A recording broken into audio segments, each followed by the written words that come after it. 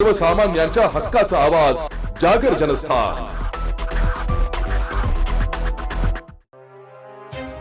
राज्य सरकारने वीज दरवाढीचा निर्णय घेतला असून या निर्णयाचा सर्वसामान्य नागरिकांसह औद्योगिक संघटना, व्यापारी संघटना तसेच ग्राहक संघटनांकडून देखील विरोध केला जात आहे। राज्यातील प्रस्तावित वीज दरवाढीच्या पार्श्वभूमीवर औद्योगिक, व्यापारी आणि ग्राहक संघटना एकवटल्या असून या दरवाढीचा विरोध करण्यात आलाय।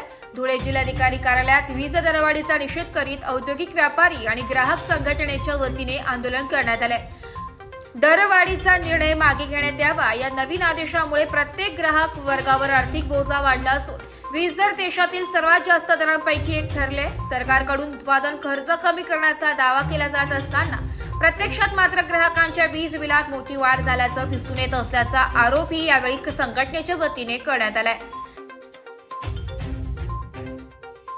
असोसिएशन तर्फे आज माननीय जिल्हाधिकारी महोदयांना 30 जून 2025 पासून सोलर एनर्जी वापरावर जो काही बदल केलेला आहे त्याच्यामुळे जी काही करवाढ 10 kV वरच्या ग्राहकांवर लादलेली आहे त्याच्या निषेधार्थ एक निवेदन माननीय अप्पर जिल्हाधिकारी महोदय यांना देण्यात आलं आणि त्याच्यामध्ये त्यांना विनंती करण्यात आली की यामध्ये बऱ्याच मोठ्या प्रमाणावर या प्रदेशामध्ये बेरोजगारी वाढेल, बरेचसे उद्योग स्थलांतर होतील। याच्यामुळे वीज वाढ जवळपास 25% ते 35% वीज दरवाढ होणार आहे आणि ही वाढीव वीज दरवाढ ही उद्योगाला परवडणारी नाही, व्यापाराला परवडणारी नाही।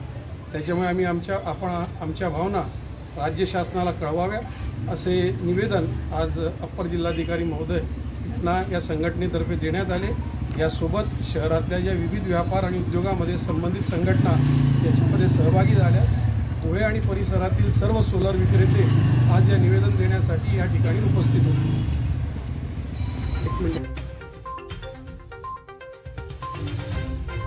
जागर जनस्थानकरिता रूपक बिरारी, धुळे।